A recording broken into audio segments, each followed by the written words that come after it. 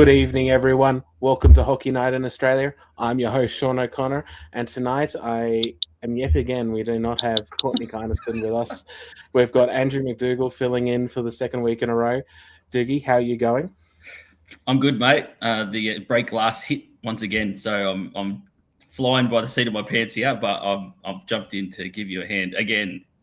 Nice. Very much appreciated. And tonight we are joined by our special guest, ATC Productions and AIHL.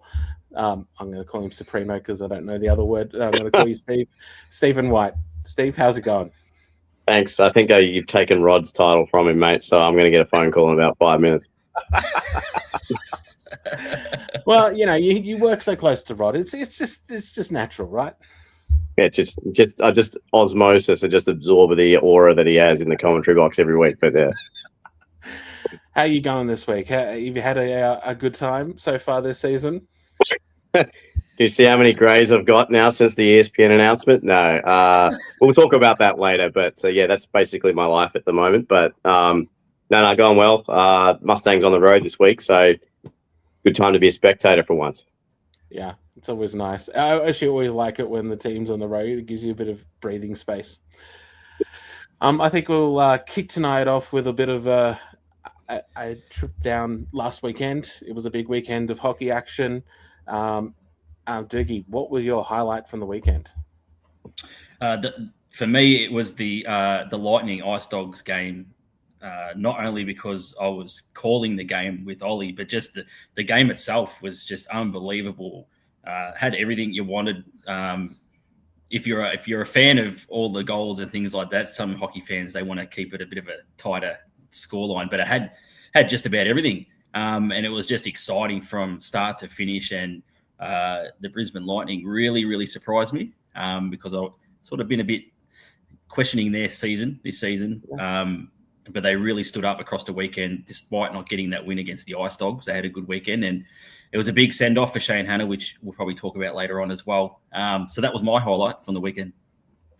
Yeah, I must admit I agree with you on that. The Shane Hanna's last game, and what a last game to score 4 goals and just absolutely dominate that game.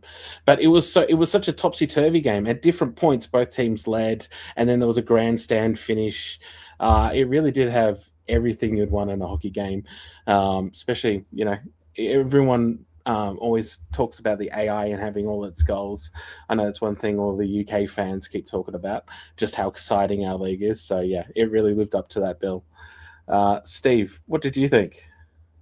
Yeah, I have to second that. Like, the Ice Dogs obviously dominated the Rhinos on Saturday, and then, yeah, the comeback in that last 5 minutes, Shane Hanna showed great as a parting gift. I also like the Thunder's dominance of the Bears on Saturday. That was just like they're just powering along quite nicely. I know they'd like to be higher than third, but it's a good place to sit. The expectation's not on you. And, the combination of Felix Plouffe, Hugh Hikosaka, Peter Horchek, and Orban now, I think that's the hardest shot I've seen in the AIHL for many a year. That's actually like scary how hard that is. So. Yeah, he had a really hard shot as well, but that's like going back to like 2023. Who was that, sorry? Chris Schutz. Oh yeah, Chris Schutz, yeah, and Ty has a cannon as well. So I mean, but that's just next level, and the release doesn't have as much of a wind up as some of the other guys is. So it's just, I think one of the goals he scored, I remember watching doing the highlights, and one of them just whizzed past Geordie Kairos's face, and I was thinking, yeah, Medibank. I'm sure Geordie topped his Medibank up before that because that would have been disastrous. No, Perth have really done well this season in their combination of who they've brought in for imports. Like, they all sort of complement each other. Like, Plouffe is like the guy who puts on assists, and Hikosaka is a guy who just buries goals for fun if they're provided to him. So, yeah. They've got a good thing going over at West. Doogie, did you get a chance to watch Perth play? No, I didn't, but I'm not surprised at the result. They're building something out there in the West, and it's always that thing, though, I think, that we talk about it a fair bit. It's the season is all guns blazing, and everyone's waiting for that big finals performance from the Perth Thunder. But, yeah, I'm not surprised by the result. They're pretty strong over there in the West. And yes, I wasn't surprised by the Ice Dogs either. You know, they've come, they're up to second now in the league. Just, yeah, absolutely massive weekend. But I was surprised, just like you, Doogie, about the Lightning. They actually had a really good weekend. They beat Newcastle in Newcastle. Obviously, Newcastle had some suspensions. Do you think that those suspensions played a big part in the Lightning being able to get that victory? I think it would have for sure. When you take two of the best players in the competition out of the Newcastle team, it's going to change the dynamic and the way they perform. That was why it was the biggest question mark for me, because the Lightning had beaten the Melbourne Ice, and that was the only teams they'd beaten on up in Boondall. And we know that the Melbourne Ice are just not at full strength at all. They did make announcements today with Johnny Alonso coming back, so they're starting to build their squad out. So it was like, when you look at the Lightning, it's like, okay, you've beaten a sort of understrength Melbourne Ice team.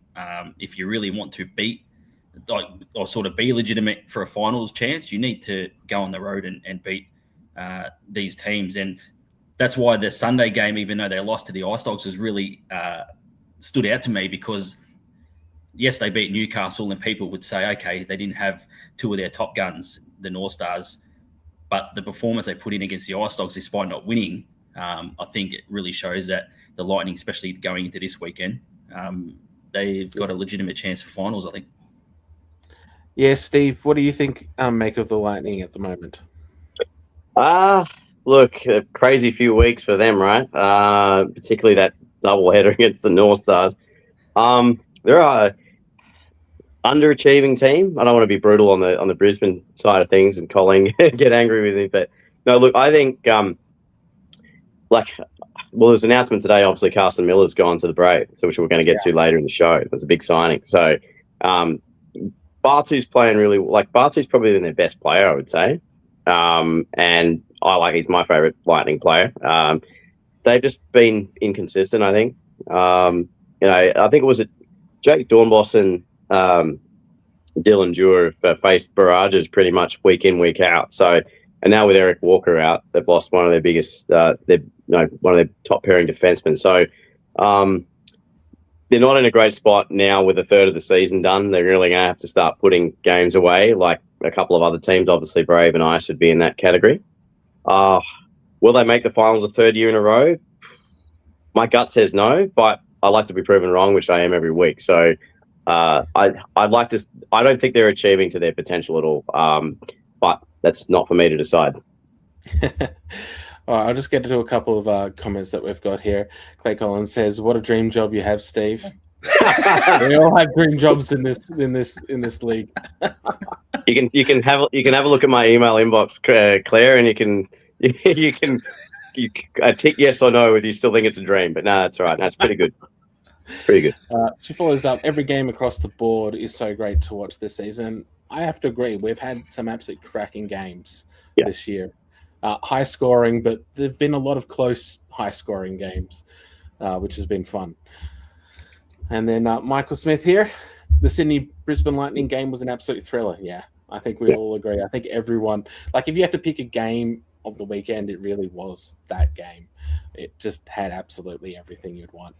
And Steve Smith, they should stick to playing hockey and forget about fighting. Makes a difference. Look, and I think they showed that on the weekend. They didn't get into huge scraps in either of those games, and they performed really well.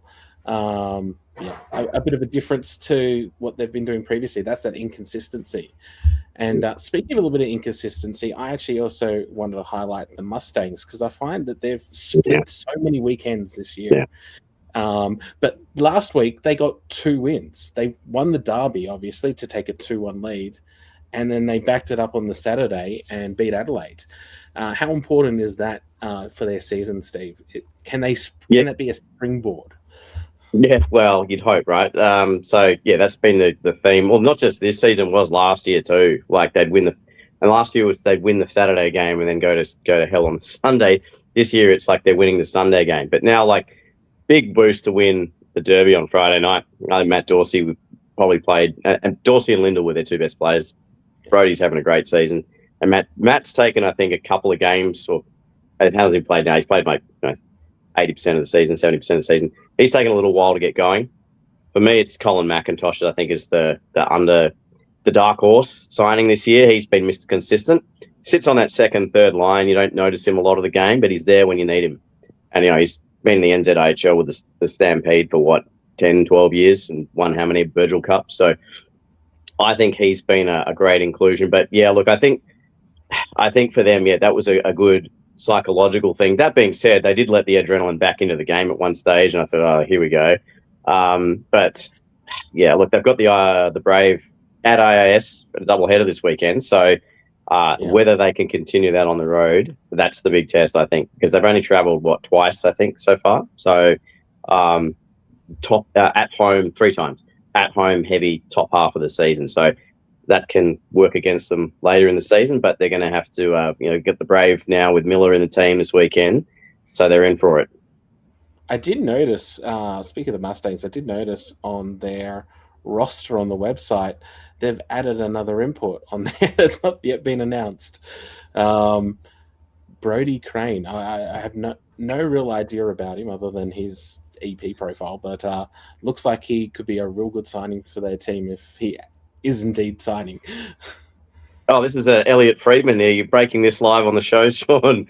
No, I had no idea. So, Rod, yeah, you should have told me about this one as well, but you didn't. So, and he usually words me up on these kinds of things, but no. Okay, well, elite prospects this afternoon. I just did a sweep this afternoon of the rosters and just noticed a few new players, which is also why wasn't that big a surprise for some of the announcements today. But that was one that just didn't get announced. I'm like, okay, maybe he's not here yet. Alaska's probably doing the graphic now, but Rod owes me another beer. But he's got some seriously good stats looking at ECHL. He was a 2022 NHL draft prospect. And he's from, he had 4 years with the London Knights. So very good credentials. I'm just thinking how that works with the imports, right? So you got Noah, Matt, Philippe, or Ryan Bodger, and then we've got another one too, don't we? Oh, David Gaeta. So that's 6. Is there do we know if he's a jewel or not, or I haven't had a chance to have a look at it? Okay. I do not know 6 imports. He was haven't seen that in a while, but the Norfolk Admirals, and he was a teammate of Lightning Imports Grant Herbert. Okay. So, I don't know if that's the connection or if there's a different connection, but yeah, should be interesting. Also on the weekend, I just wanted to bring up as well, Brave and Ice recorded much needed wins. Yes, the Ice lost the derby, but then they followed it up with a win over Adelaide, which was really important for them. Both teams seem to be deploying this same tactic of we'll go late to try and get into finals and hope we can stick up there so there's not that big a gap beforehand. And I think they've both successfully managed to help their cause on the weekend. Diggy, did you get a chance to watch either of the teams play? The Melbourne Ice Adelaide game had a fair bit in it, which seems to be a bit of a theme. But it was a big win for the Ice because I think I was talking to in a group chat today about this. I think, and Steve actually might know, I think it's roughly about 36 to 40 points. I think which gets you into the finals most years. I think around that sort of mark into that 6th spot or wherever. So they've got wiggle room like the Melbourne Ice to get going to make their charge into the finals. But I was just sort of trying to do the numbers in my head quickly of how many points are left, and they've got 18 games to go. Obviously some road games in there, so they've got to start banking up the wins and start getting some form going. So it was a big win against an Adelaide team. When we spoke to Eric last week, who was on the show, he was pretty high on them, and they did hang in there a little bit and test the Ice, but it wasn't enough. Obviously, the Ice had a bit too much quality. And the Brave just seem like they're starting to sort of motor a little bit. They're starting to get their legs underneath them. And this weekend is the big game, big doubleheader against the Mustangs. That'll be the big test. If the Brave can't get any points from there, then who knows? Yeah. It's a really big weekend in that sense for both those two teams. It could be quite defining, but I think it's a good show. I don't know how it's going to affect either of their seasons. I look back on how successful this kind of late season, second half works for teams. It obviously didn't work for the Ice in 2023, but it did work for the Brave in 24. They did with the Goodall Cup off another one of these really late runs. I think they lost like almost all their first 10 games in that season. But yeah, it's a very risky strategy. I don't know that many teams that are successful with it, but it's interesting that we have 2 AI teams out of 10 which have decided, this is definitely how we're going to play this year. What do you think about that, Steve? Do you think it's the wisest decision? It's risky, right? But you only need to make 6 spots to win the cup. I mean, it gets hard. Obviously, you got to win 3 in 3 days in the current format. So it's a trade-off like anything in life, right? So, you leave it late. Okay, you can come in peak form at the right time. But, if you go too early, you can, you like with the Bears in 2024, everyone thought, they're just going to coast in the Goodall Cup finals, and they got pants in the semis. So it's 6 and one half, not the other. They've really got to get going soon. I know that the Ice anyway haven't had full complement of players. Johnny Anzo arriving this week, and then I think they've still got 2 import slots to fill.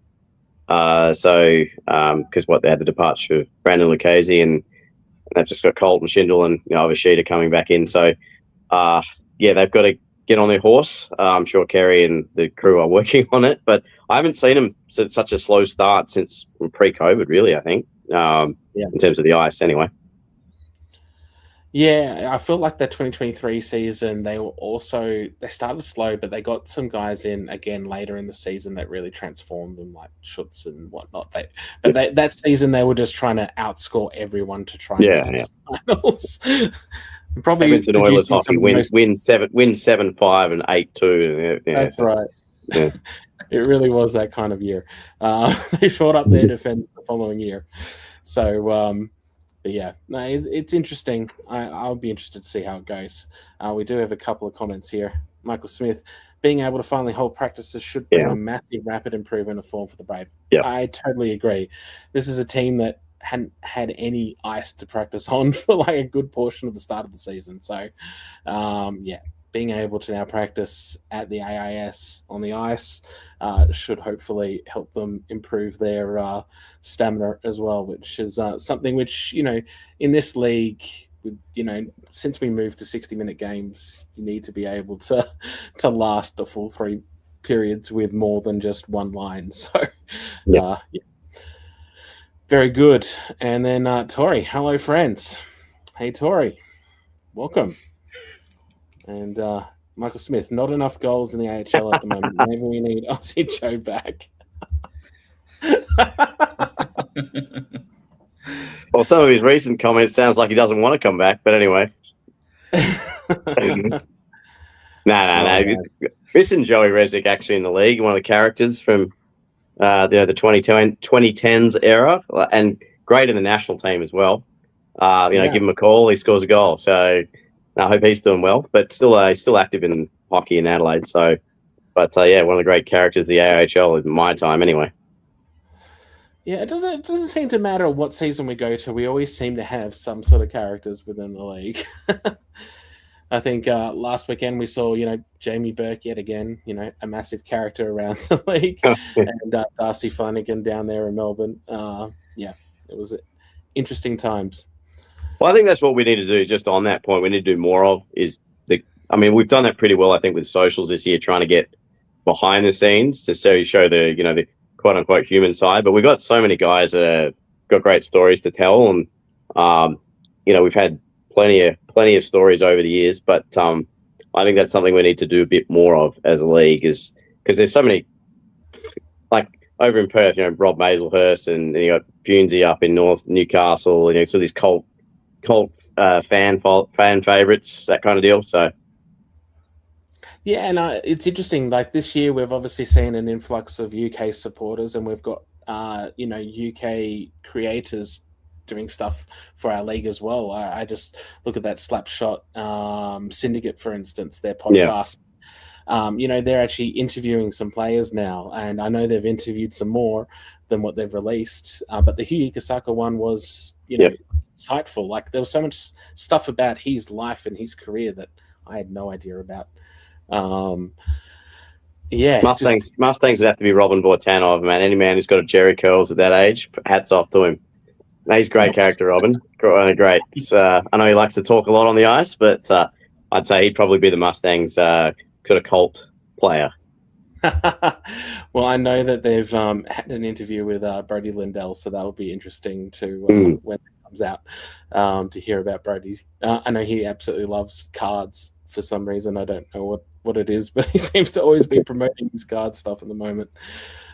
What about you, Doogie? Who would you like to see interviewed around the league? Oh, geez, that's a question without notice. I know. Oh, geez, I don't know, mate. You go through every team. There's characters amongst every team. Like you mentioned Darcy Flanagan, and I had my big article that I did on the website. There's so many that I always say to people, because you get a lot of people who tell you that I don't like this person, I don't like that person. You go, just separate what you see on the ice to the person, because they're all good humans at heart, and they've got amazing stories to tell. Like the Yu Hikosaka one was amazing, just to get an insight. There was so much to unpack in that podcast from what you were speaking about. So I don't know, mate. There's just so many different people across the league in each team you could just pluck out. And I think like all the teams this year, their social media has, I think, overall taken a big step up. Like we're seeing a lot more video content than we've ever seen before. We're seeing a lot more, I guess, of the person side of players, which fans love. Yeah, I think that, like, I'll just jump in here to Bianca, our new socials manager this year, Bianca Young's done an amazing job. Some of the stuff she's put out has just been awesome. Can't speak highly enough. And there's more stuff coming too. So, but yeah, I think not every team, I think it's about 70% of the teams now have a videographer, which is, we haven't had that before. So that's why you're seeing a lot of this content now, which is fantastic. I know down here in Melbourne, we've got Jimmy D, so we're a bit spoiled in that regard. But no, all the teams now, like Ben Payne over in Perth and Seb up in the Bears, like they're all doing some awesome stuff, and plenty more to come, I'm sure, during this season. Yes, we got some love here in the comments for Bianca from Julie. Yep. And Michael. I mean, everyone agrees. It's been something which we haven't had for a while because we've been so stretched thin. You know, we haven't seen a lot of stuff which comes out on like game days and stuff like this. So it's really good to see. And what's this? Exactly away from the ice. A lot of players are kind as it disappears when they're on the ice. Yeah, look, white line fever is a thing that happens. Yeah. A lot of players, and a lot of players have different roles that they've got to play on the ice. I think that was one thing that, Doogie, your article about Darcy really highlighted, was the fact that he actually had a role to play on that team last year, and he played it to a T. And you see this year, he's not playing that exact same role, and he's getting a lot less penalties because of it, because that's not what he's specifically designed to go out there and do. It's interesting. I think a lot of people get very wrapped up into how players act on the ice. Yeah, I always say that the AI fandom is something else. It's very passionate. It's very intense. The AI fandom. Yeah. Do you have another couple of comments on here? Claire, also, Bianca, phenomenal. Courtney, my house power has returned in time to gush about Bianca League socials. Year. Oh, good on you, Courtney. Good to see you back. Strategically, the power came back on. Yep. Only 25 minutes into it. Got a comment here about person side is good, but the book talk side is not so much. Listen to people rank players' hotness. Look, yeah, there's both. It's a double-edged sword, I think, that whole book talk phenomenon.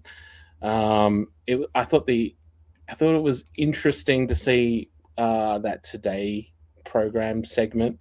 It was pretty cringy from the mainstream media there. Carl, yeah, which made it hard to get through. But there's no denying that there's definitely more fans now that have come because of it. It's actually now trying to convert those fans into hockey fans.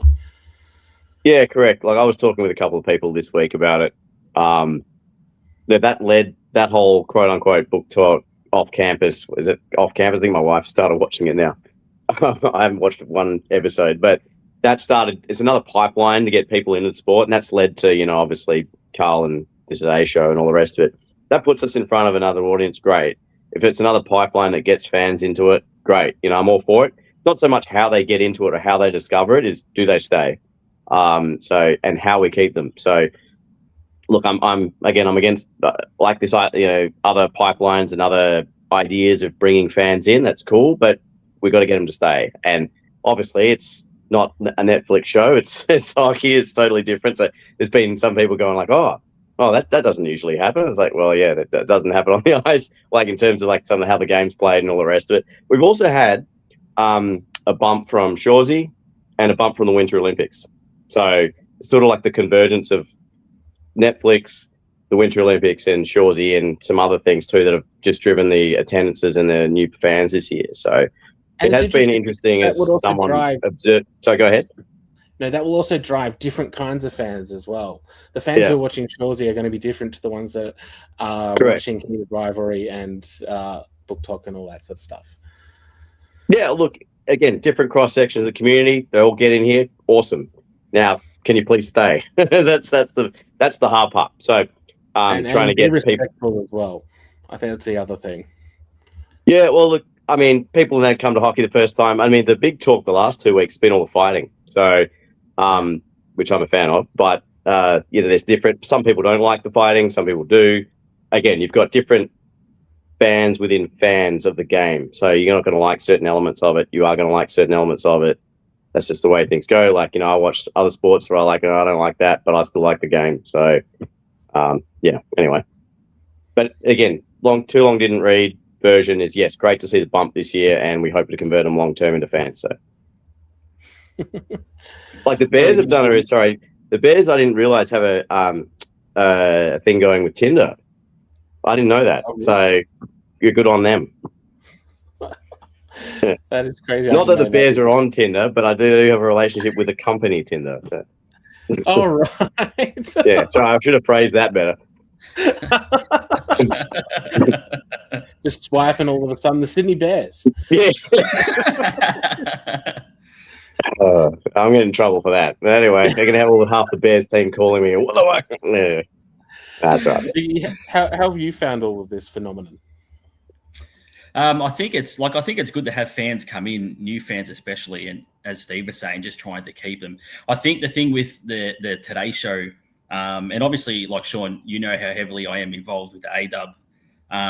I've had conversations with female hockey players and people who are involved with hockey who are female over the past sort of week since it sort of went aired on the Today Show. And you mentioned how it was cringe.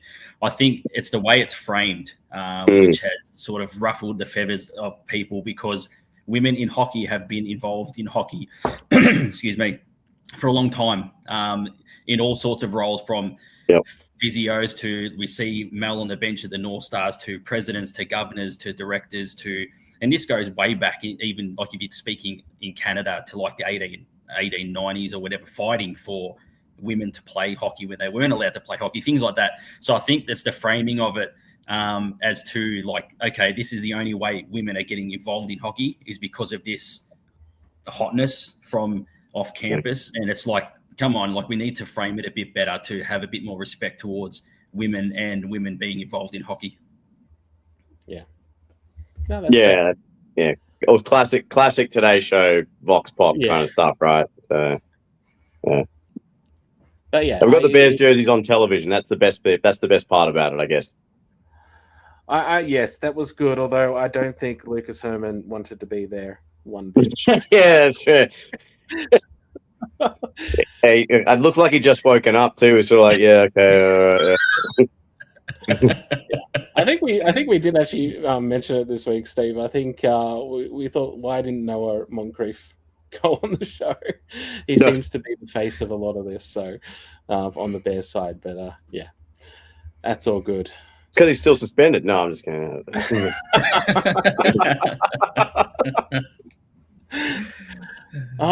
Speaking of suspensions, let's just quickly go duck into this.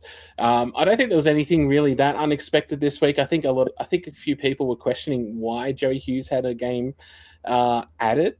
Are you able to shed any light on that, Steve? So I wasn't at the game because I had another. I was about my ice home game anyway. So apparently there was something happened off the in the tunnel or something like that. I don't know if that's correct or not. I'm just getting second, third hand information. There's going to be, I think, a bit of a crackdown on suspended players being at games from now on in. Personally, I don't think they should be there because it's just, well, you know, the whole reason is you're barred from the game for a reason. Nothing personal against any of the players, but I think that's coming. So I think there was some stuff off the ice that happened. From my understanding of it, anyone wants to correct me on that, go for it, because I don't know. That's what I've just been told. So I think that's why there was he had another game added on to his 3 games for the other week. Yeah, it's kind of what I've also heard was that, yeah, he was involved in something which he shouldn't have been involved with. I don't think it was intentional, but I think they found out afterwards that, yes, that definitely wasn't allowed to occur. Yeah. So, well, for fans that don't know, teams have a certain time period to submit anything for review for the league, something if it happens on or off the ice. So I think that's where it came out of. I did have a joke with a Mustangs fan that Joey just doesn't like traveling to away games, so just perfectly timed. He probably asked for 2 games, not 1. Yeah. Yeah. Now he's only got 1. Now he's going to have to travel down to Canberra overnight on Sunday. Yeah. I'm probably on the shit list at Oakley now. No, sorry, Joe. I'm just having a joke.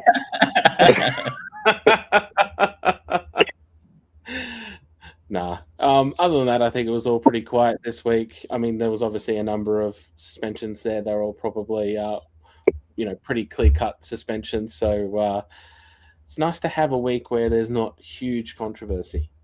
Yeah. See the grey hairs there? They are great, a little less than last week. Yeah. What we got here? Don't think Joey wants to be on the team. That's a bit harsh. I just don't think he wants to be on away days. I think Tristan or Peter Lambert's got to start doing a correlative graph of when Joey gets suspended versus away trips. Oh, man. That would be interesting. Well, I must admit, when's the last Melbourne derby? It must be coming up soonish. Yeah, 29th, I think. Okay. Yeah. It feels really weird, by the way. This weekend coming, we don't have a Friday night game tonight. It seems so odd now not to have a Friday night game this season. I don't know. I've been really enjoying them. How have you found them, Steve? Have you enjoyed the Friday night experience? Friday night's a winner, man. Like, particularly the derbies on a Friday night. I know down in Melbourne, I can't speak for the Sydney derbies, but they're full. So Friday night hockey, we can make more of it work. Amazing. Obviously, the tyranny of distance and the unprofessional, semi-professional nature of the league, not unprofessional. Well, although that's, Your inbox is going to be so full. But, no, look, I'd like to see more of it. Like, if we can make... Look, I think the only other teams you could really do a Friday night game that aren't the 2 Sydney teams and 2 Melbourne teams, Newey and Central Coast, but I wouldn't wish driving down the M1 on a Friday afternoon on my worst enemy. So, or maybe the Rhinos play one of the Sydney teams on a Friday night. But I don't know what the team-owned governors can probably slap me back on that in terms of how hard that would be to pull off. But I'm for it. Like a little bit of a segue into the Brave announcement about the rescheduled game. Jason Quisler was actually talking to me about that. They were trying to get the rescheduled Brave game on a Monday, on a public holiday, which I think would be nice. I think that'd be cool on a Monday afternoon. You don't have to rush back to Canberra, and it's something different. You could potentially have 4 days that weekend. Unfortunately, it hasn't been for that date. It's on the 26th, as we'll segue into. But something like that, I'm for experimenting with different times. I do remember prior to COVID, we used to have the derbies on a Thursday night at 8 o'clock. The players hated it because, if you're someone like Mitch Humphries at the time, I think he's still down on Phillip Island. You know, you finish the game at 10:30, 11, and you don't get home till 2 in the morning. So the Thursday night derbies I did enjoy, but yeah, they're not from a player's perspective and everyone else. It's in the current state of the league, it's not an easy task. Yeah, it can be quite hard on the players. I'm not looking forward to that Perth 3 days in 3 cities weekend. I'm sure the players are absolutely cursing that, but it should be entertaining for the fans at least anyway. I do think the next Friday night game is in 3 weeks' time, and I think it's actually Adelaide versus the Brave. I think it's the first Friday night game that's going to be at the AIS Arena. First time the Brave or Adelaide have played Friday night, so that should be interesting how that goes. What's the? I still haven't made the trip to AIS yet. I've been meaning to do it this year, but what's the general vibe Saturday versus Sunday up there? Is Saturday generally louder than the other, or because the doc at Ice House, it's always the Saturday game that's the loud one? Yeah, I would say that the Saturday game tends to be louder. The Sunday games tend to have more families, more kids. The Brave have been lucky that they still, pretty much fill it out on both days. But different kind of vibe, especially the 2 p.m. time slot. Also promotes more families, which is nice. I remember last season talking to a few different fans to try and gauge their opinions about changing to 2 p.m. on Sundays, and they really liked it. They're like, if it's at 4 or 5 o'clock, we can't come. Yeah. So it provides additional people a chance to experience hockey live. And also, in Melbourne, you recall before COVID, I think we had the 4:30, 4 p.m. Sundays, and that's not only is it hard for people to get out there, but it's also catching the flight back for a team flying out of Melbourne. So I think I'm not sure what Macquarie's schedule is like on a Sunday afternoon. I think maybe they could explore going to 2 p.m. on a Sunday as well. But yeah, you're quite right. Like, you can still do stuff in the morning, come to the game, and then you're not getting home at 7, 8 o'clock and having to go to work the next day. So, yeah. What do you think, Doogie? I think the public holidays is a good one. Like, if you can get games on public holidays, and especially, like, I might be thinking way ahead here, but like with the whole ESPN thing, ESPN could be up for a public holiday live hockey on ESPN. Who knows? Like, it could be a bit of a showpiece for them. You never know. Could open up a lot of doors for the league to have public holiday hockey. That would be so good. I actually love the idea. When I first heard that was being explored, I'm like, oh, that would be so cool if that could happen. So yeah, I guess we can see in the future, and hopefully we'll see more. I was just going to say one of the cool ideas. I remember Gordon had mentioned it to me, was like a gather round for hockey here. Would be really, really cool if something like that could happen each season, that we see in like the Magic round for the NRL and a gather round for the AFL. If you could sort of have some sort of meeting point for the season, all the teams show up across the weekend and play all the fixtures. Well, almost be like an extra finals weekend, right? If you were able to do something like that, of course, costs and everything would come into it. But if you could imagine doing that, that's another festival of hockey that we could have in the calendar. It would be quite amazing. It's very hard with a semi-professional sport, though. I think it's much easier with a professional sport. With 10 teams, you'd have to do it on a long weekend to get everyone in at least once. So, yeah, that's true too. That is very true too. All right, so you mentioned the ESPN. I think it's a good segue to the ESPN partnership. Obviously, that was announced this week. It was a massive announcement, as it was last year with the finals. You obviously had quite a hand in it, Steve. How long did it take to get this deal over the line? Wind it back. So last year I can't take all the credit for it. Bob Turner was the main guy that drove the first one to get ESPN interested in the finals. And it was the signing of the deal this year was contingent on performance of the finals on Disney Plus last year. So we had to hit certain metrics for them to be interested in again. We did. We hit all of them, I think. And so they said the deal was always, once the Stanley Cup finals is done, then we will get a slot, because People who don't understand how broadcast television works with some of these networks, some of these programming slots are done a year, 18 months in advance. So it's not simply a case of, oh, we got some slots here, would you like them?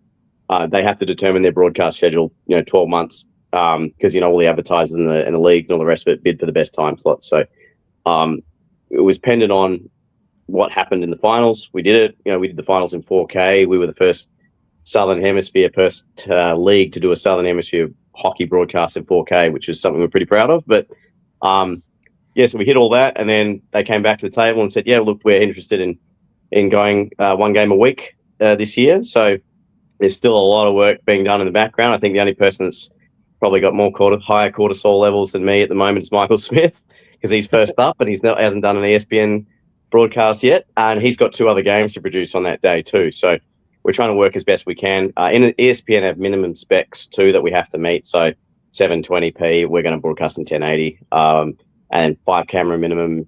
We've got the intermissions is still, what are we going to do about that? Because we don't want the AIHL TV. They won't settle for AIHL TV dead space.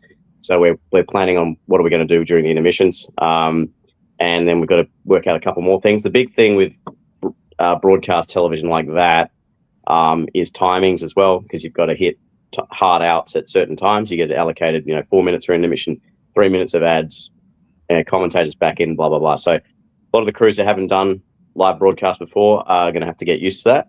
So from a fan's perspective, some patience, please. There's going to be some teething issues. There'll probably be a couple of errors along the way, but that's just part of the learning curve. But I think it's going to be different to doing 5 games on a weekend versus a regular every week. So, but I can say that it'll be rotated between the Ice House, Macquarie, and AIS. So they're the 3 arenas that we can meet ESPN specs out of, and every team will feature at least once. So hopefully, won't get any angry governor phone calls saying, "Well, we're on ESPN." But it'll be every Saturday 5 p.m. Live, and be one of those 3 out of one of those 3 arenas at the moment. So sorry, Aaron, I can't put the netting up on ESPN. I'll get absolutely crucified for that. But good incentive to get some glass in an arena, and anyway, but that's just my 2 cents. But long story short, great for the league. Took a lot of work to get done. Really excited for it, and hopefully, even if it's only 1 season and they don't come back next year, great. But we did it, so it's the first time we've ever done it. So bit of a seg because there's been a lot of commentary about it. Like, I always look, people that are unhappy with it, I mean, come on, really. I always look back to when I started 2011, and it was myself, Michael Clough, and James Morgan. And James Morgan was sitting in between the benches where we usually sit, with a monitor, a switcher, and me and Cloughy commentating on a broken television screen. And now we have ESPN in high def, 14 cameras for finals, Atmos, you name it. Okay, so I think in terms of the media side of things, we just get better every year. And I'm really happy, and I can put that tick that off my bucket list, and here you go. So first game, 20th of June, the Bears and Dogs is a good way to kick it off. I agree. Melbourne Derby, it's always a good game, and it should be a good viewing experience for everyone. It's interesting. I always it's only like 2019 when we actually, only had like 3 teams or 2 teams that actually had their games covered on video. Everyone else was still doing radio. So I think a lot of people don't necessarily appreciate just how far we've kind of come in such a short period of time. And of course, things will always improve. I think the actual product on AHL TV keeps improving. Still a long way to go, but hopefully this will be great exposure for the league. I think it certainly adds a lot more value than just a free game on AHL TV. Yep. Oh, 100%, because you're across Disney Plus, ESPN, KO, Fox, and ESPN standalone, and Sky Sport in New Zealand. So you got 2 different markets there. But yeah, look, with AHL TV even too, we there's been still teething issues and stuff we want to do. Again, they're all time, money, and logistics fixes that we'd like to do. There's everything complaint and criticism we've wanted to do. We just don't have the coin for it at the moment. So I think the best way to describe it, my day-to-day job has nothing to do with broadcast television. I never worked in it, and I've learned entirely on the job the 15 years I've been in the AIHL. James Morgan is a chief technical officer of an IT company, so he's not full-time. So I like to look at the fact that it's a part-time thing I do on the weekends, and James, I, and everyone else come in on a part-time basis, and we do it better than a lot of people that do it full-time. So, and we've built something from absolutely nothing. So, from one camera to ESPN in 16 years and a full-time streaming platform, I think that's a pretty good thing to hang our hat on. Yeah, we've got some other stuff we still need to work out and all the rest of it, but I think that's something to take away. I always hang my hat on that, and people want to take a swing, great, I'll swing back. But no, look, I'm really excited. Long story short, that we've got there. So yeah, roll on June 20th. Do you have a question here from Steve Smith? Is there a list of games that will be on the ESPN? Do we have a schedule yet, or is that still being worked out? Yeah, we do. The only thing I haven't put the full schedule up yet is because we're going to have to move 2 or 3 games around now. So I didn't want to put a full schedule in and have to do another graphic because I don't want to do that. But no, so there'll be and it'll be on your ESPN guide too. So that'll be the most up-to-date one. So the next one after that is North Stars and Mustangs at the Ice House on the 27th. So those are the first 2 for June. And then after that, there's 2 games I need to switch out in July. And then it'll be it'll be announced weekly what the game of the week is on ESPN. So you'll have plenty of notice. Awesome. Michael Smith here. No pressure. So true story. I offered Michael a bus, a train, or a tram, which one he'd like to lie down under.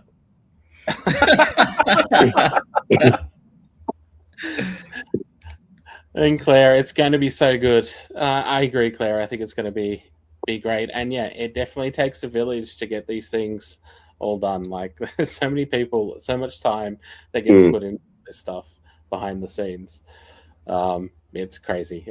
I've learned so much, and I'm not even involved in the broadcast aspect of any of or the production of any of these things. But the amount of work that the production companies put in is unbelievable to be able to produce the streams that we get. Yeah, I could not do that myself. But yes, Doogie, are you looking forward to being the voice on a ESPN broadcast? Yeah, it's going to be a little bit different, isn't it? I've come in at the right time, I think, to do this AI commentary business. But just what Steve was saying, from one camera to what ESPN has now, I think it's a real hats off to everyone involved, from the production companies, the commentary people, the camera people, even yourself, Sean. And like I've always said, what you do with your graphics at Oz Hockey Media, just that visibility is what helps create people like ESPN to sort of have a look at the league and things like that. So the work that you've done, mate, is all part of it as well over the years. The one question I had, obviously, if you're an NHL fan, you know how heavily ESPN is involved in the NHL and all their broadcasting and things like that. And you did mention, Steve, the 3 rinks, Macquarie, AIS, and Ice O'Brien. Would this deal still have happened if Macquarie didn't have that redevelopment? Would they still have looked at it, do you think, if there was only the 2 rinks they could have broadcast it? Or was Macquarie and the redevelopment there something that was really sort of something that was hinging on? No, it was a bonus, really. So that was well timed that the renovations went on. So they were happy enough. They looked at our product before. Obviously, they went ahead with it. So they were happy with what Canberra and the Melbourne crews were producing. So Macquarie coming in as well gives us 2 other teams and a lot more flexibility. Obviously, the sight lines and the camera type wide spots at Macquarie are a lot different. So obviously, now with the glass up in the corners, you see on TV, like we can't get it pulled in tight into some of the corners. So we're going to have to work around that a little bit. But that's Macquarie. None of the rinks, apart from AIS, which was set up for basketball, are set up for hockey. They weren't built with television broadcast in mind. So what we've been able to do to work around that, I think, has been phenomenal. And even now with Perth starting to, throw more stuff into the mix. They've got cameras behind the goal now. They've got a couple off the shoulders. They're doing intermission stuff. So, and Spacequake in Adelaide have got an in-goal cam now. So, everyone's sort of raising the bar and making each other better. So they're trying this. Oh, well, let's try this now. I'd like to get in-goal cameras we're trying to get in-goal cameras for finals, you know, the 45 degree up where the crossbar meets the post at the back. So we can, you know, obviously if there's a video review, we can try and conclusively see if the puck goes over the line. That's an engineering challenge, particularly on our budget, but we hope to make that one work. So that's another thing we're looking at for finals this year. You know, we'd like to have that during the season. Again, that's a logistical challenge though. Yeah, finals always seems to be a good playground to test out those new kind of things, and then if it works, then you can go, well, how can we then make this broader on all the other broadcasts as well? We've seen that previously. Although one thing that you guys do in Melbourne, which I know you guys now do during the season as well, which I love, which I wish would come to Canberra and other places, is having the refs mic'd up and actually when they make calls, it's announced. I think it makes such a big difference for the audience. I would love to see that extended. That is going to be part of the deal. So the refs will have to be mic'd up for those ESPN games. So we're trying to make it as close to an NHL experience as possible. So the refs will have to skate to center, do their thing. I will say that the best part of the refs mic is because we in Melbourne, we can hear them talk the whole time. So when it doesn't go out to air. So 90% of it can't be aired, but it's entertaining listening. I'll say that. But no, just stuff like that, coming out to announce the penalties and that little value add goes a long way. The other thing that I had on that as well about value adding is obviously our different production companies here in Australia all have their own score bugs and graphics that they use. Is part of the ESPN deal, is there going to have to be a unified look and feel? I'm trying. That's been an ongoing thing for a while. So trying to get a standardized graphics thing, and I'm not having a shot at anyone. I'm just saying, like, everyone thinks their graphics are the best. So it's trying to get everyone to agree to one. So look, they're all great. Like, it's just like, we got to put a vote and everyone's going to vote for their own. So I think there just needs to be like a league mandate just saying, hey, look, we're going to go with this. Here's some options. We're going to go with one of these three. But we have to talk a bit more with ESPN about that. I've got a couple more meetings with them. So I want standardized graphics across the league. But yeah, again, how long's a piece of string in terms of getting that settled? Yes, I'm sure Michael will be voting for his, and then James will be voting for his. It's always going to be the case. Yeah. What about you, Dougie? Would you like to see a unified set of graphics? Yeah, I think so. I think it would be good. It's all about brand awareness, isn't it? Like when people see something, it's the same with the clubs. You want to have a brand for your club across the socials and the graphics and things like that. So I think standardized graphics for the league would just give that brand awareness. So when someone sees it, they know exactly what it is. Yeah. Got a couple more comments on here. Michael Smith, honestly, a big heartfelt shout out to James Morgan. A lot of people don't know that James has been instrumental in the toll I found myself in with the AIHL, and continues to be a sounding board. As the only person who has undertaken the challenge of broadcasting the AIHL on ESPN, his insight and knowledge has been fundamentally irreplaceable in getting things organized. And that's this is what it is. Someone else volunteering their time to be able to teach others and bring everyone up. It's great. And Claire, it elevates the whole experience. That's right. That's what we're all about at the moment, trying to elevate the experience of the AI. I think we've got like a lot of the stadiums now. We've got packed stadiums this year in a lot of places. The game day experience seems to be improving everywhere. Now it's about the broadcast experience as well. I think we'll move on to the next topic now, I think, guys. Steve, you obviously touched on it a little bit before. What was your background that brought you to hockey? In terms of how did I discover it, or like the AI, or hockey in general? Yeah, hockey in general, and then the AI. Okay, well, long time ago in a galaxy far away. No, I'm just no, Mighty Ducks generation. Like, I was just one of those guys. So technically, I did see hockey for the first time. Remember when Blockbuster used to do those like 7 weeklies for $5? I remember watching it. It's like so I went to the sports section and they had hockey, and I was like, "What is this?" It was in the early '90s, and it was the Blackhawks Penguins. It was like a compilation of the Stanley Cup Finals, and I watched it and I was like, "What the hell is this sport?" And I was hooked from then. And then started Mighty Ducks come along and some formality, and I started playing from Perth originally. So I started playing '97, so what, 30 years next year or something like that. Not still as bad as I was in '97, but no. Yeah, so I played with a lot of the guys, some of the Thunder guys when they were juniors.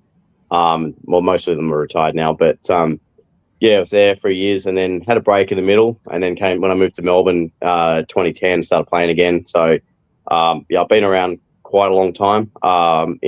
Been around, not as long as some others, but long enough. So that's how I got into it. And then with the AIHL, I literally, I went to a couple of games. That was the year the Thunder were playing exhibition that year, I think.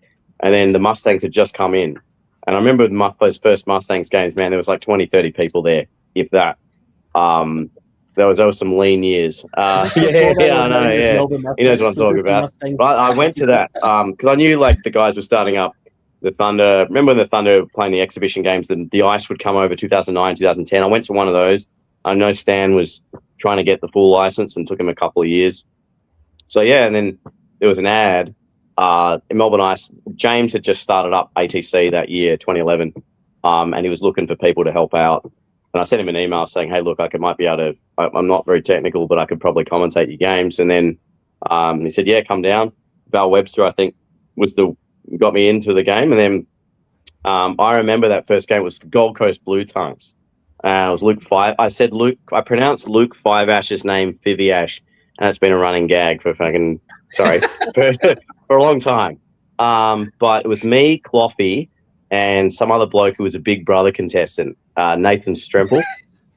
Yeah, and it was like, it was a weird mix, and I'd never met Cloffy before, but we had, I think, 2 microphones between 3 of us, and we were down in, where Bay 5, where we do the intermission reports for the finals. We were set up down there, so you can't really see a third of the ice, and James would be sitting in between the 2 benches, and then we had this broken, busted-ass old monitor, and we're trying to call the game off that. And then, yeah, I did the last 3 games of the season, and then Cloffy said, "Do you want to come back next year?" And I'm like, "Yeah, hell yeah," and then just went from there. So, and then I started doing Mustangs 2013, and then, yeah, Rod and I 13th season this year. So that's gone by in a flash. So, yeah, a lot of good times. Yeah, been a hell of a ride. Amazing. Oh, man. I was just thinking, like Steve's talking about 30 years ago playing hockey. I was just wondering if you're a former teammate of Yarmio Yargos, and you're talking about how long ago you were playing hockey. Well, Stan Scott was one of my first coaches, and so was Dave Ruck. So I was playing Super League 2000, Perth and Super League. There was only 3 teams, right? Flyers, Avalanche, and the Coburn Blackhawks, or Hawks at the time. So, yeah, that was like Casey Minson, who was playing for the Mustangs 2 years ago. Played with him. Alex Witts, who played for the Rhinos. All those guys. So played in the WA Tange team and stuff with a bunch of them. So yeah, that was a long time ago. So, but yeah, that was. I don't know if you've ever played hockey in WA in the 90s. It was an experience. Like the Mirrabooka rink, the original Mirrabooka rink. That was an experience. Like the only thing more dangerous than the rink itself was the car park outside afterwards. It was. All right. Won't go into that, but no, it was some golden memories. We'll say that. That's always good. And yeah, so obviously you got into commentary really quickly then, man. And how did you then get into league work as well? In terms of what, just doing stuff for the league? Yeah, they like what I did. So, which isn't a high bar, but so they just started doing that. I said, look, I can help you out with. Like I do a lot of stuff outside, commentary outside. So I do a lot of combat sports stuff, and I've been doing that. That's actually how I got into combat sports as well, like through James, a guy called Paris, who's one of his mates, and he liked one of my hockey commentary, and he said, "Do you want to come down to a fight night?" And I've never commentated fights before. I have a Brazilian Jiu-Jitsu brown belt. Like I like fighting and like combat sports, but I've never actually commentated before. So did that. So now I'm doing an MMA show last week. So I do MMA, kickboxing, Muay Thai, K1, boxing. I got a bare knuckle show in Queensland in 2 months. I've never done bare knuckle before. I love it, but it's Anthony Mundine's show, so it's nuts. So been a great ride. But yeah, and in terms of league work, so I just said, look, I've got all exposure to all of this stuff. I can help you out with the. I've never got no formal media training, but I think I've done a pretty good job in my tenure there. So I first regular highlights package since 2014. All right, so that hasn't been done in 10 years. So just things like that. And we had 3AW Jimmy Bartell last year. Their programming schedules changed this year, so we couldn't get them back again this year. But that obviously ESPN is the string on the bow and the feather in the cap. But a bunch of stuff in my tenure that I think I've been able to improve and get the league up to the next level. All in all, I think, and you guys obviously a huge part of that story, right? I don't think, from my perspective, and you guys probably agree with me, I think in terms of everything that needs to be improved with the league, I think the media is the one that we don't have to worry about. It's up there, probably one of the best things about the league at the moment. The media gets better every year, socials, TV, everything else. So it's the least of my concerns at the moment anyway. Yeah. Yes, there's lots of other aspects that need more attention at this point in time. Yeah. And, with everyone volunteering their time, you've got to decide what you end up focusing on each year because you can't do everything. Correct. Yeah. It's calories at the end of the day. If you're not paying with dollars, it's calories, and you only have limited amounts of those every day. So, like to have an unlimited budget, but we don't. That's right. Doogie, what would you like the league to focus on next? Just speaking of this. I'll just, before I say that, I'm just thinking about Steve talking about jiu-jitsu in the car park. It's all starting to make sense now to me. But I don't endorse it, but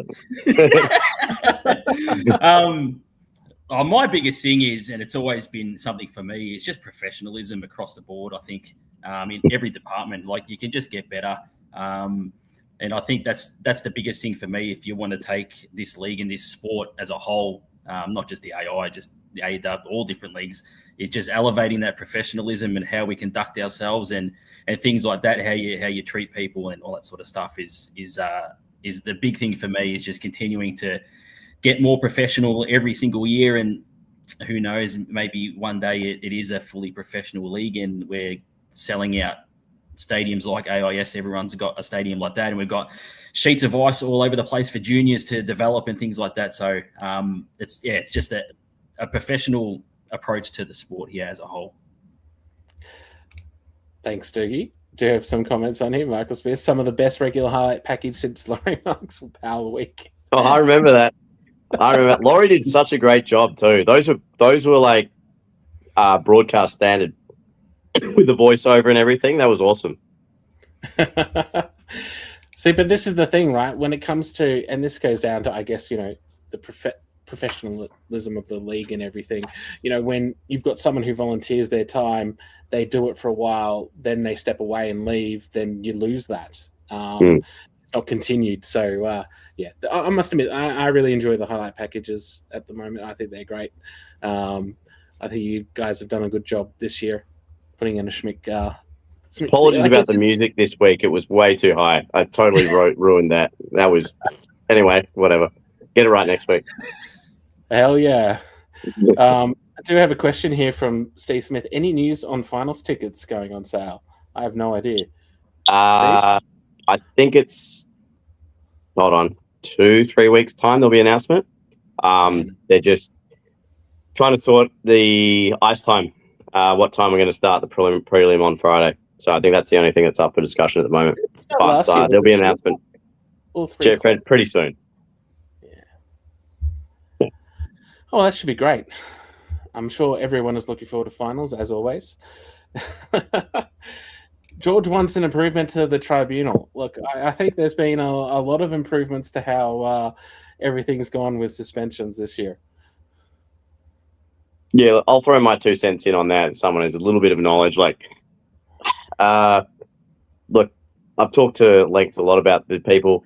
First of all, I think the communications is something I try to improve about these kinds of incidents in my tenure. I think we've done a great job. I'm not trying to pat myself on the back You never used to get it. You never used to get any news about suspensions. You never used to get any detail about major incidences, and now you get it. And now you get player names on it, which was something I've been trying to change forever, which is just, it was actually really easy to change. Like, people just actually listen and go, oh, yeah, actually, probably should do that. I think there was this really old mindset thinking that you could conceal someone's identity in 2026 in the social media era with that kind of stuff, where all your games are broadcasted and everyone's on a roster. And there was this old mindset that, oh, yeah, well, they've got to work on Monday. It's like, well, amateur footy, they do the same thing. Like, everyone knows if you go on a tribunal. So what's the point? Like, and then everyone went, oh, yeah, that actually makes sense. So, okay, do it. But I think in terms of the tribunal, look, it's a thankless task. It sucks because you've got to basically take someone away. You know, you can't stop them from playing because they did something on the ice. All right, and it's, in terms of the rules, there's a lot of armchair referees. There's a lot of them. And I can only speak from someone. I officiated 11 years. It's the hardest sport in the world to officiate well because it's just so much happening. And in terms of the tribunal, look, always looking for more competent members to stick their hand up and be part of it, because there's a lot of people that have opinions about the suspensions. But say, for example, a lot of people kicked off about Joey's suspension, and this is not because I'm a Mustangs fan. There's a specific clause in the rule book for contact made with an official during a fight, and like, it's not as, it's, you know, compared to what Braden Costa and Christian Pansino suspensions, which are basically the same, give or take a few games. Totally different scenarios. You're pushing someone's hand away so you can throw punches, different to skating into an official, pushing someone over, okay, and when there's nothing else happening. So I think some fans need to customize themselves to the rules a little bit more. On the topic of rules, we need to ditch the AIHF rulebook. It's not fit for purpose. There's still, in my opinion, a mindset that thinks that we need to play AIHF rules because of a glorified Kentucky tour on skates that happens once a year. I'm not having to go at anyone who makes the national team, but look, when you look at it from world's perspective, that's how that term was actually Craig Armstrong Frey, one of the referees that explained it. He coined that, so I'll credit him with that. But Group 2A downwards, it's such a hard financial and logistical task to get guys to Worlds. And Group 1A, 1B, they view it as it's a holiday at the end of the hockey season in North America, right? So you've got you've got a discrepancy amongst the nations. But in terms of Australia, like, there's the old battle, are we the entertainment league or are we the development league? And on my perspective is we're an entertainment league first and development league second. And we can do both things, but we're primarily about the product. And in terms of the rule set, we need to get away from the AIHF because that's designed for a tournament once a year. No one really watches Euro hockey. Come on, let's be honest. No one watches the SHL, Mestis, Extra Liga. Great skilled leagues, better than ours. No, don't get me wrong. From a fan's perspective, people want NHL rule set, and that's what our marketing, our fan base wants. They want the North American style of game. We play that. That's why the NHL came down here, because we have such congruent views on the game. And I think that's what we need to go to. I would copy and paste the AIHL rulebook, which is a league we have so much in common with. And Anthony Russell, please back me up on that. But that's what I think we should be looking at in terms of, because that would cut a lot of this stuff out, I think, like having fighting as an option. Like, because a lot of guys, you were talking on the show a couple of weeks ago. Sorry, I'll end my 3-minute monologue now, but you were talking on the show a couple of weeks ago when all that stuff was happening. And I think part of the reason is because they're not allowed to fight without getting ridiculous suspension. That takes, as an official, that takes a lot of heat out of the game if something's happening. And any referee that says that they can control the game purely by giving out penalties and suspensions is lying, because you can't. And I think we need to look at that. That's one thing the PHL, dare I mention that other league, they did that well. That was one thing we should have adopted from them. Anyway, that's the end. I'm Kent Brockman, and that's my 2 cents. No, yeah, it's an interesting perspective. I have heard other people talk about the idea of dropping the IHF rules and moving to either NHL or, the English system. It wouldn't be so bad. I don't know. I don't know. It's interesting. I don't know how to come at that. I wouldn't. One thing I would say is I definitely wouldn't.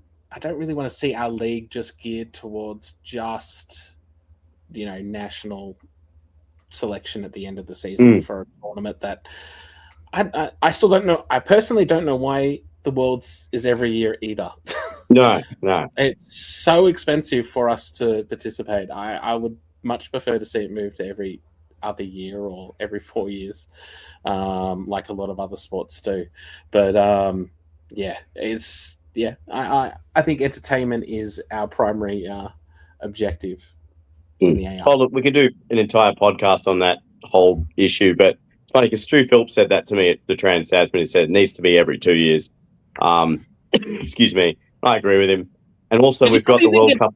You probably get better players who are all willing to go if it's every Correct. other year, because they can afford that, where they can't afford to go away overseas to the other side of the world every single year. Yeah. The other argument is if you want it every year, great. AIHF has got to kick some money and got to kick more money in to some of these more like lower tier nations. So, and this, as I said, just going to say before, the World Cup of Hockey's coming back. So you've got Olympics, World Cup, and AIHF. So something's got to give, right? So, Diggy, what do you think?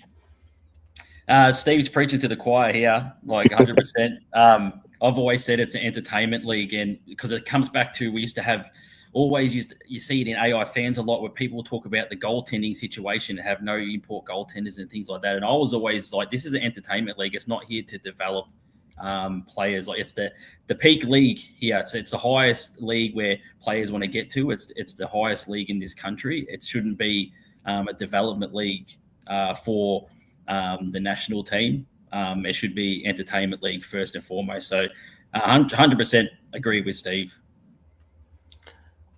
Fantastic. So we've got a few comments here. The transparency of the tribunal has improved so much this year. Yeah. And that comes down to the communication. And the fact, I also love, Steve, that we now have a link to the rule book. As much as we might not agree with the rule book all the time, you've got a link there. So if you want to find out about what the infractions are, you can go look it up now, which is great. Again, never had that before. You also have Google where you can type in AIHF rulebook. But no, I'm just just little things like that. Yeah, it's been great. So yeah, do you have a comment here from Daniel? Diggy, fresh chop. I did, mate. Yeah, I got one yesterday. And we've also got a comment here from Elise, right? Is there a feeling that stadium capacity across Australia is limiting league growth? 100%. Yep. Facilities is probably our most limiting factor for our sport in Australia. Look, I was having a conversation with 2 team governors about this last week. There are 2 other teams at least that are looking to try and emulate what the Brave are doing. The sticking point is it gets a bit more expensive in the bigger markets too, because the Brave have the luxury of having AIS to themselves for 4 or 5 months. You don't have to bump the rink in and out or cover it up to put netball or basketball on top of it, which is pretty expensive because you still have to pay for the rent of the facility, even if you're not using it, depending on the arrangement. So I'm working with one of those teams. It's really hard and really expensive. It's not easy. Stephen Campbell will tell you everything about it. But yeah, look, we're ready to explode out. We don't want to also run into the trap of, oh, great, we're playing in 3,000 to 5,000 seat arenas now, and we've got no local rinks because they're disappearing. Yeah. That needs to be addressed too. Private funding, it's not a great country at the moment to privately invest in a rink that's going to see you 7-8 years before you get an ROI. I think Ice House, it was $38 million when they finished it, and it took them, I think, 6 or 7 years to make the money back. So it makes money now, obviously, for a while. But you're doing that privately with a single sheet of ice. It's a much different story. Plus, you've got land costs, you've got energy prices, all the rest of it. So building new rinks in this country is, not an impossible task, but pretty proverbially close to it. Well, construction everywhere in Australia is just outrageously expensive. Yeah. Being someone who works in infrastructure, I know just how much things bloody cost, and it's not cheap to get anything. Well, I can share this anecdote now, but last year Bob Turner and myself looked into trying to get an O'Brien Icehouse type facility built in the Sydney area, and New South Wales government were pretty keen. They were like, okay, cool, we'll hear you out. And trying to locate land within 30 k's of the Sydney CBD was just a nightmare. because everything's rezoned for high-rise residential, right? So the closest sites we could identify, one was in Blacktown because they're doing a redevelopment down there, and the other was in Mount Druitt. That Mount Druitt. So, which is, as we know, about 10 minutes from Penrith, where the old rink is. The old rink was. And you're looking at, in Sydney, for a comparative or improved version of the Ice House, we were quoted about $90 to $100 million. So that's from, breaking ground to skating on it. So that's what you're up against in Sydney. Other markets might be different, but that's how difficult it is to try and get some facilities of comparable nature of the Ice House up and running. Well, I imagine, the proposed Canberra rink, for instance, down in Tuggeranong, it's not going to be a cheap rink to build at all. And that's not, it's going to be similar to the Ice House, but it would still cost a lot of money, and a lot of that comes down to where you can actually build it as well. I know, Adelaide, for instance, they were looking out at Elizabeth. Why? Because right in the centre of Adelaide's expensive. Yeah, Elizabeth is cheap. And Beverton's such a great spot too. That's not a cheap spot to build. Yeah. Yes. Oh, and Perth as well. There's another classic because the rink is not close to the centre of the city. Is that right, Dickie? You've been out there. Perth. Yeah. Malaga. Yeah, it's about 25, 40 minutes north. Yeah. Yeah. Because I think it's funny, when I played on that rink, there was nothing else out there. It was literally the Perth Ice Arena, and then all the lots were vacant, and now they're all developed. It's quite surreal, actually. Yeah. Got a few comments in here. Tanya's Sydney Olympic Park. Look, there's a lot of redevelopment of Sydney Olympic Park, but it's mainly, apartments and stuff that they're looking at putting in now. We look there too. There's really nowhere to build there because that whole precinct is pretty much occupied. So you'd have to knock something over to put something up. The only potential one would be, the old Key Centre where the Western Sydney Razorbacks and the NBL used to play, which is down there. That would be one thing. Either remodel it or knock it over. But everywhere else there, no dice, unfortunately. And also the ground that it's built on, it's an old industrial site where they built all that stuff, like a waste site. So there's issues with the soil. So it would depend on a lot of things there. Yeah, as with a lot of these things. The Braves and Ice is bad. So sad that we lost the Gold Coast rink. Look, Queensland's another one where I'm pretty sure they would be screaming for a bigger facility than what's at Boondall, because that market, I think that market will be primed for a much better facility than what they've got. But like you say, there's compromise everywhere. Because I look at Canberra, for instance, and I look at what's good for the Brave. The Brave are in a good facility now. They could even go probably even a larger facility than what they've got to actually grow into. But that is definitely not what community hockey need, or community ice sports in general need. They need a new twin sheet facility to be able to do all the other activities in hockey and the leagues and all that sort of stuff. So there's two competing priorities there, and that's where they kind of diverge from one another. But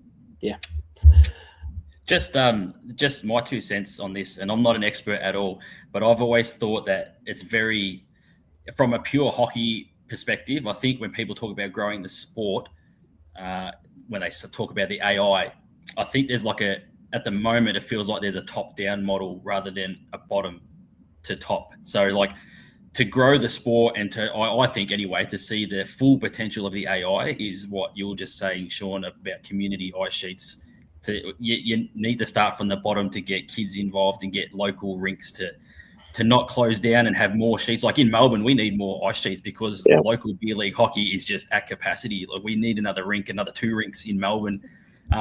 So it's okay to have these ideas of having another AIS and things like that, but for the growth of the sport, it's ultimately not going to grow the sport to where we want it to be. So if we start from the bottom up and grow the sport, and I know it's hard because we're not like basketball. We can just slap a basketball court in the middle of the field or put a rink up on a tree or something like that. It's not that easy, obviously, but I feel like to get the AI and even the AW and all these other leagues to where we need them to be in terms of having an AIS or a 10,000 seat arena or something like that, it's got to be a bottom up approach, not a top down.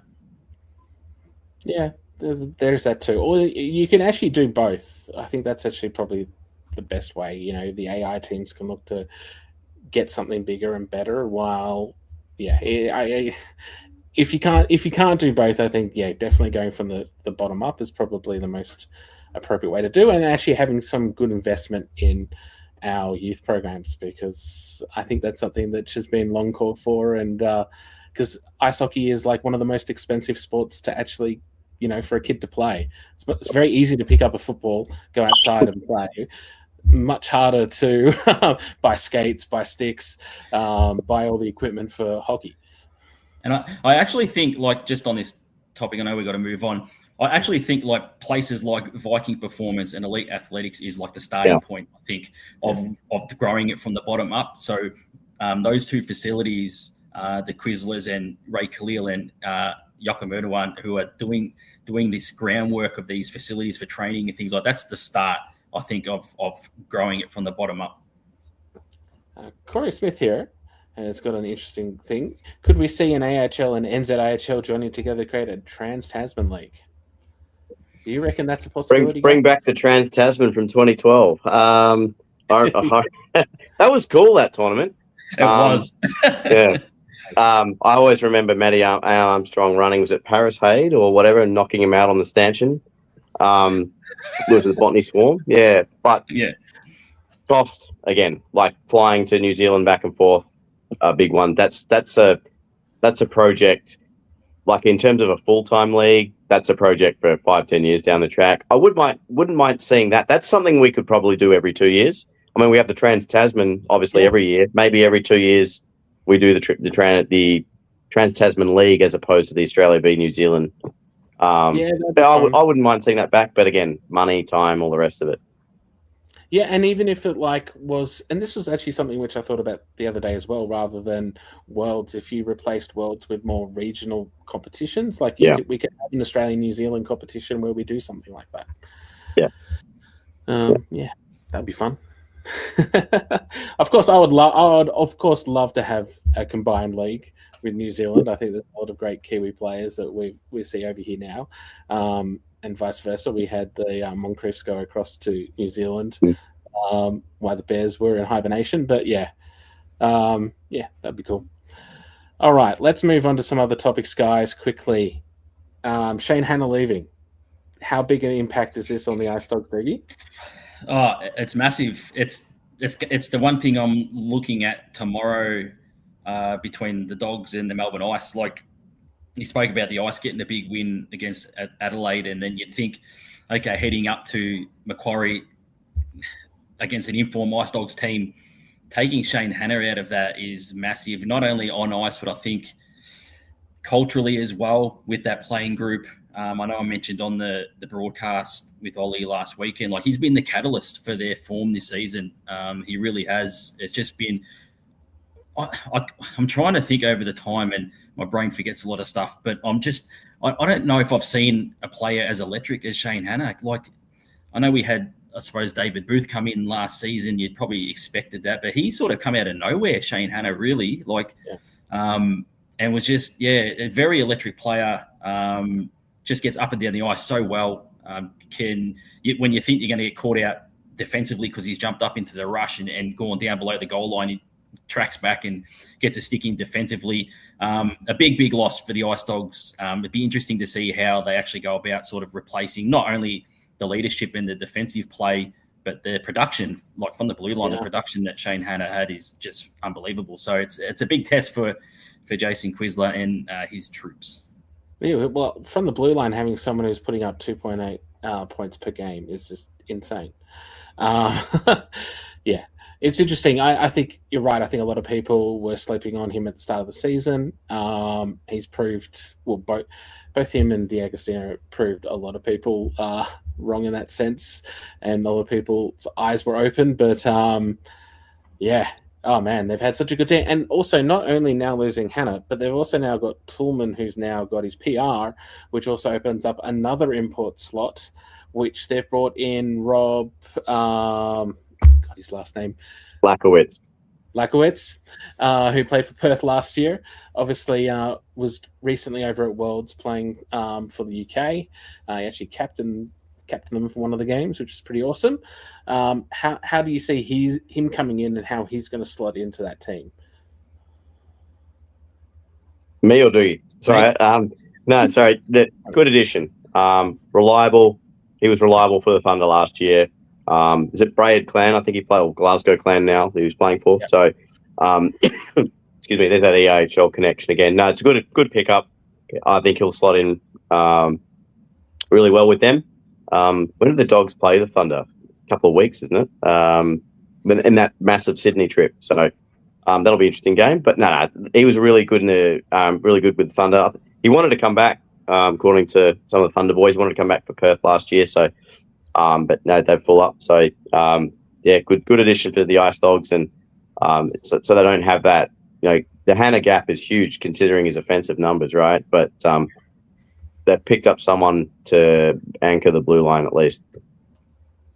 Yeah, and I'm sure they'll have more thoughts on it if they can bring in anyone else in quite late to fill the extra spot now. So, they've got probably good headaches heading into the second half of the season, which is pretty good. Other than that, we've seen a bunch of other new signings. Obviously, the Sydney Bears announced new defenseman today, Brett Bumber. I think just like the Mustangs, they already have a full complement of imports, so I don't know if someone's going to be dropping out or if there's been a change in status to anyone. But another interesting mid-season signing comes from NCAA hockey. It's pretty good. Young. Talking about Brett Bamber, sorry? Brett Bamber, yeah. Oh, yeah, for the Bears. That's a good pickup. I mean, the Bears seem to have half the dual citizens of the world playing for them at the moment.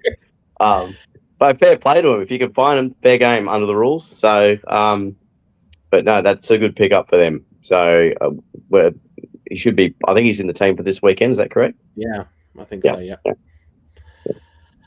Diggy, any thoughts on Brett? Yeah, I think obviously you've never seen Brett play at all, but NCAA and U Sports are two very high quality leagues, competitions to play in. So I think if you're getting someone, and what I love though about a lot of these imports that we get these days, especially I suppose the last maybe post COVID, I guess, is that we're getting them in like a really good age bracket now. It's not like we're getting these 35, 36-year-olds or whatever sort of coming down under anymore. We're getting these really either young, talented, or sort of right in the meaty part of their prime. So that's what really excites me, is that the league's actually attracting these mid 20-year-olds now that are sort of either it's an off season and they're using it as a springboard to North America or Europe, or they see this league as like with the Yu Hikasaki interview, they see it as a really, really strong league now. So it's not like we're getting these over the hill sort of NHL players or whatever. We're getting like young mid-20 players. It's really exciting. And I think another example of that is the other announcement today of Carson Miller, right? He's only like 26 years old still, and he's obviously coming back for his third year now. Obviously likes coming back to Australia, but third year, really good age, and he's an absolute gun on the ice in this league. 66 points last year in like 20-something games, and he had like 20-something points in like 9 games the year before. So, a good pickup for the Brave, I think, and will add a lot to their forward line. And then, obviously the Ice with the other ones that brought in John Aonzo again, played in 2024. I must admit, no one mentioned this to me at all, so I was a bit surprised when this came out. What do you make of the signing, Steve? Yeah, unexpected for me. I had no visibility on it. Usually I have it when it comes to Melbourne, but because that was the Roman Kramer, Johnny Aonzo Melbourne Ice team.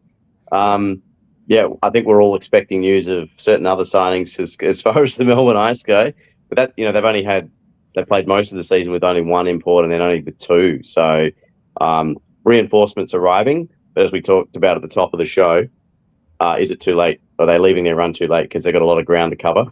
But we've been surprised in the past. So we'll see how. I'm not sure if he's arrived yet or not, but I guess we'll see tomorrow. Yeah, Doogie, what do you make of it? It's a familiar face, but I'd sort of giggled to myself because I think when he was in the league a couple of years ago, he led the ice in penalty minutes. So it's it's sort of sliding into a team that's had some penalties this season. I'll be interested to see how it goes. I think it's just obviously someone that Kerry knows, and it's someone who's played here in the league before. So it could be one of those things where just trying to get some troops in maybe that can sort of acclimatise quite quickly to the competition. Yeah, nice. And Willie Krause here has got a comment here. Would love to have seen Miller back at the Bears, but you can't have them all. That's right.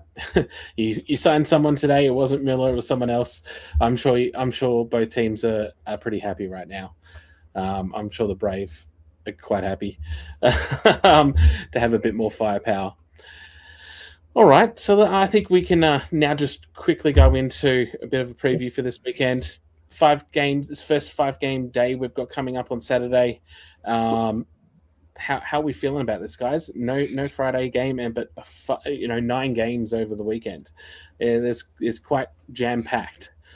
Doogie, have you got any highlights for the weekend that you're looking for, or what games are you going to be watching?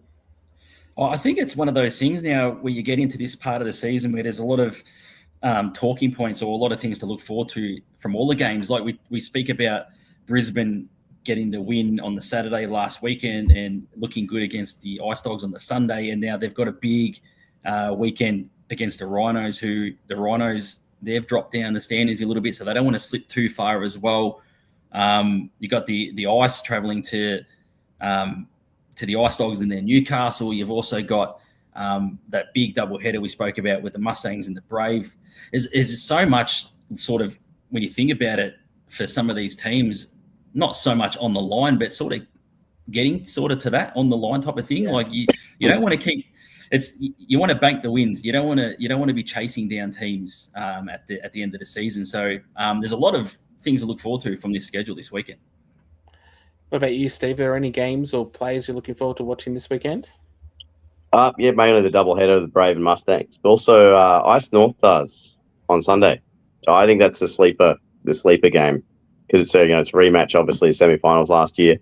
But I'm looking forward to that one. And the Rhinos Lightning doubleheader as well.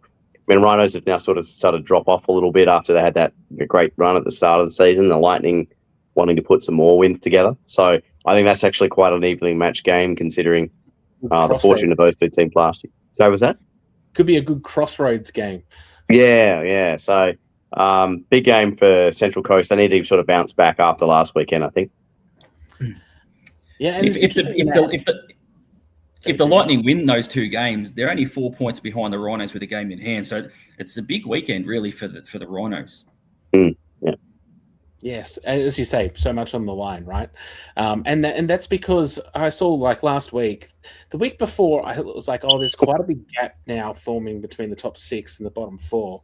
But last week, they closed that up quite a bit, to the fact now you're just like, well, it's going to be one weekend in. You could have 2 bad games, for instance, and all of a sudden you're on the precipice of falling out of the top 6, for instance. Or vice versa, you have 2. Have a sweep for a weekend and you're right up there. So yeah, I mean, that's the beauty about our league often, is that it's so close. Yeah, it is a weekend. Just Steve was saying, just looking forward to the Mustangs Brave. It is a week, and I know Steve mentioned him earlier. Brady Lindall's having a almost sort of like a breakout year, really, like in goal scoring form. It's one of these weekends where a sort of a big stage AIS Arena doubleheader. It's sort of set up for a big Brady Lindall weekend, really. Yeah, he seems to be, I don't know, someone from the outside of the Mustangs organization looking in, he really does seem to be taking a lot of the highlights at the moment. Him and who's the import, Caron? Billy Caron, yeah. Absolutely. Also having an absolute blinder of a season. Looking fantastic. But interesting enough, Scott Timmins has kind of taken a bit more of a back seat from the highlights from previous seasons. So it's an interesting change in the dynamic at the Mustangs. Yeah, I mean, the big concern obviously this year with Ty not in the team, who would anchor the blue line, and Philippe has done that in spades, really. And he's got just as much of a deadly shot as Ty does. So Yeah, it has been an interesting dynamic, but no, he's really filled that hole very well. I've got a couple of comments here. Not just 5 games in one day, but 5 almost at the same time. Spread in the afternoon would be better. Look, I totally agree. I actually put this point on my run list. Yeah, like we got 4:45, 5 p.m. games, and 6 p.m. They're all very close to each other. I, as someone who would want to watch games, multiple games, I would love if there was more of a spread. But I think rinks can be a big issue. Ice time is a massive issue in the league. Yep. But yeah, if we could, I'm sure that's how we would schedule things. Oh yeah. Yeah. So anyway, I think that's probably the big thing. The other thing that I did want to just briefly bring up is obviously we've got a couple of charity jerseys this weekend. We've got the NAIDOC Week jersey up with Brisbane Lightning. Looks pretty cool. And we've got the country jersey for the Perth Thunder. How do you guys feel about special jerseys? And it's interesting this year that we've only got one NAIDOC Week jersey. Normally, there's more teams that get involved in this. I'm a big fan of the theme nights. The ECHL, if you ever, because I love the Coast, they do some of the best custom jerseys, like the Star Wars Knights jerseys, but then like the Marvel superhero jerseys. I'd like to see more of it, but it's a cost thing again for teams, right? Because usually they just auction them off afterwards. The country and western one, the Thunder are doing in memory of Colleen now, who volunteered, who passed away sadly last year, is great. I think we had the country night the other week for the Mustangs, and I wasn't told, but no, I'm a big fan of it. But like, if you do too much of it, it sort of loses the novelty of it, I guess. But no, I'd like to see a bit more variety in terms of some of the stuff. I know the Coast ECHL stuff is just next level, because you've also got to get the teams to agree, and can't be a clash. So that's a pain in the ass in itself too, right? So, but I think it was Savannah and at the Atlanta Gladiators did Batman versus Robin, or that's right, Batman versus the Joker. I think one year one team was dressed up as Batman, the other was dressed up as the Joker. That was really good. Yeah. That's a long way down the track, but I'd like to see something that once. I do remember that was it the Bears a couple of years ago did like a superhero night as a theme night, and everyone got dressed up and it was a lot of fun. Yeah. Well, I'm still waiting for the Bears to do the salmon shirt and dressed as a bin night, but anyway. OGs know what I'm talking about. What about you, Diggy? How are you with special nights, special jerseys, and all that? Gee, Sean, I got in a bit of trouble last year for an opinion on this. I've always enjoyed them, and as I said last year in a post on AI Fans, if you're going to do theme nights and things like that for in NAIDOC week and things like that, just make sure you do the community groundwork and do it properly, and not just splash some colours or designs onto a jersey, which I know Brisbane absolutely does. They engage 100% with Indigenous artists and things like that. So that's my caveat when you're doing theme nights. If you're doing them, make sure you do them properly and you get community engagement and do the groundwork. Yeah, when you get buy-in, especially, like it makes it much bigger and much better, in my opinion. Got some comments. Theme nights always look fun. So fun. Yeah, I definitely agree with you, Claire. Love special shirts from Daniel. Yeah. Don't we all? I always enjoy a good special shirt, unless it's like something which is like just done because of a sponsor, right? As much as I love the sponsors, it becomes a bit more boring if it's just a sponsor. Yeah. Anyway, I think that'll be all this weekend, guys. I think it's going to be a good weekend of hockey. Thanks for joining me again tonight, guys. Doogie for filling in last minute. I know you didn't have any time to prep. 4 weeks in a row from the first week when I said I'll help you out. It's been 4 weeks in a row. And Steve, thanks for making your Hockey Night in Australia debut. No, thanks for having me. I'm sure the kids don't appreciate me being away. No, that was great. Good fun. Good chat. I'm happy to come back on whenever you want. I hope I provided some entertainment, usually without my usual sparring partner, Mr. Johns. But no, great good chat and good chat hockey and some big games this weekend. So, yeah. And look, if there's any updates on ESPN or anything like, we'll be posting them. But looking forward to that. It's a big milestone for the league, and here's hoping we get it right. Awesome. Can't wait. All right, everyone, get out to the rinks this weekend. Enjoy some Australian ice hockey. Fantastic. All right, see you guys.